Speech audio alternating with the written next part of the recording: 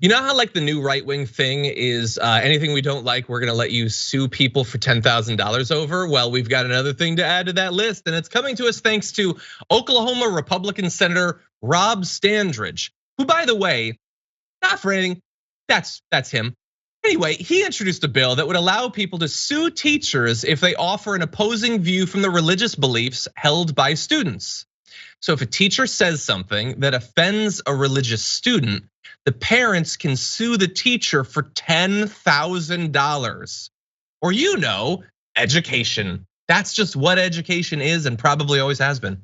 So his act is named the Students' Religious Belief Protection Act.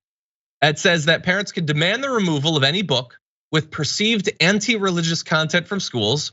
So what does that mean in practice? Well, that can include subjects like LGBT plus issues, evolution, the Big Bang Theory, even birth control. They can just get rid of those. Teachers could also be sued a minimum of $10,000 per incident, per individual. So I really hope you have a small classroom size, because you could be up for a couple $1 million with a big enough room. The fines would be paid from personal resources, so schools could not help out the persecuted teachers. Other individuals, groups couldn't help. It would have to be their money. I've literally never heard that in the law, that it has to be your money. Maybe it's a thing. Maybe you can let us know. But anyway, the goal is to not only weed out the books, which again, they want to do that. They want to cancel those books as part of their culture, but also create a safe space for presumably Christian students who get offended by what's taught. Adrienne, what do you think about this? Is this legal? It kind of sounds like a whole issue with the whole separation of church and state thing, but I don't really know much about that whole First Amendment thing. Anyway, but yeah, it's just wild to me how these lawmakers have never been so interested or invested in the education system and ensuring students know one thing over the other.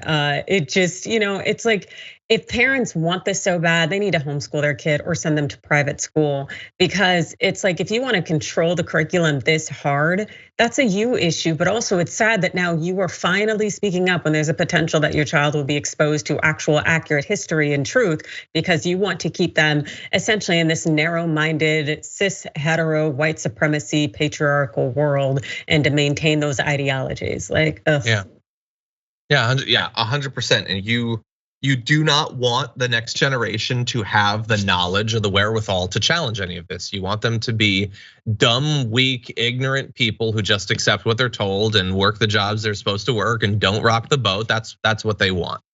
And the bringing in the bounty thing now, just does anybody think that he would have done this $10,000 thing if not for Texas and their anti-abortion thing? And of course it's spread to other places, and it's been used ironically. I know that Gavin Newsom proposed the thing for guns, but can we not do this as a people? Can we not make everything free from SCOTUS because we're just suing the pants off of each other? Is that actually a society that any of us wants to live in? And then to do it in defense of ignorance, forced ignorance. And look, the bill pretends that it's agnostic, not religiously agnostic, but agnostic to religion.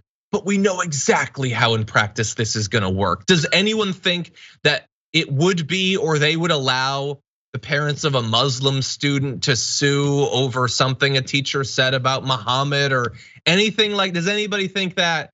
No, it's obviously designed to enforce Christian supremacy in this state, if not the country. Anyway. By the way, just to give you one more bit of context about this guy, last year, he introduced legislation that would allow Oklahomans to sue social media companies who delete or censor, quote, a user's political speech or religious speech, or uses an algorithm to suppress political speech or religious speech. Which again, as you alluded to, that has nothing to do with free speech. It is not about social media companies, but that is a battle we've apparently lost on, so whatever. Anyway, I apologize. Someone's correcting me. It wasn't Newsom that did it. It was the San Jose City Council. So thank you for that. It did strike me as weird that I was giving credit to Newsom for that. Anyway, I think that Newsom did announce something about essentially trying to flip the script on those guns you can order, gun kits. But I don't know that he actually put it into effect. But I remember him tweeting about it. Ghost guns? Yeah. Okay, yeah, the specific thing I was referring to was a thing that involved a $10,000 bounty for something having to do with gun crimes or lost guns or something like that.